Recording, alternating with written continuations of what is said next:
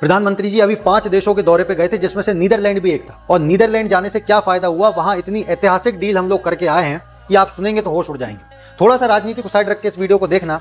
Sir, एक चीज होती है सेमीकंडक्टर चिप।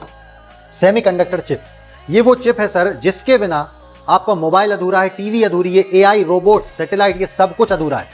मतलब ये वो चिप है जो अगर आपके मोबाइल में नहीं होगी तो आपका मोबाइल कोई काम का नहीं है।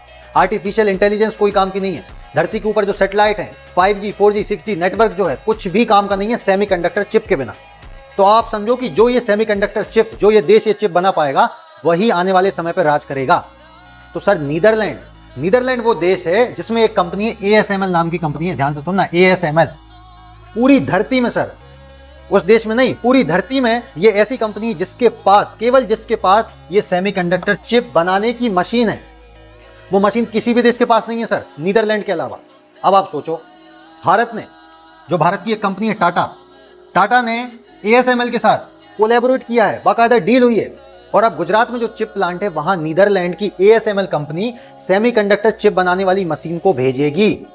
अब आप सोचो सर, कितनी ऐतिहासिक डील है। यहां राजनीति काम ही नहीं कर सकती। आप कैसे विरोध कर सकते हो जब सेमीकंडक्टर चिप के बिना आपका मोबाइल नहीं चल पाएगा, आपके 5G 6G नेटवर्क नहीं चल पाएंगे, आने वाली टेक्नोलॉजी काम नहीं कर पाएगी, तो ये चिप बनाना तो बहुत जरूरी है ना। दूसरे देशों के सामने हाथ नहीं जोड़ना पड़ेगा। अगर हम बात करेंगे मेक इन इंडिया की, हम बात करते हैं आत्मनिर्भर भारत की, तो भारत की जो आने वाली डिमांड है वो ये सेमीकंडक्टर चिप है। और इसको अगर हम खुद ही बनाएंगे तो किसी का हाथ ही नहीं जोड़ना पड़ेगा।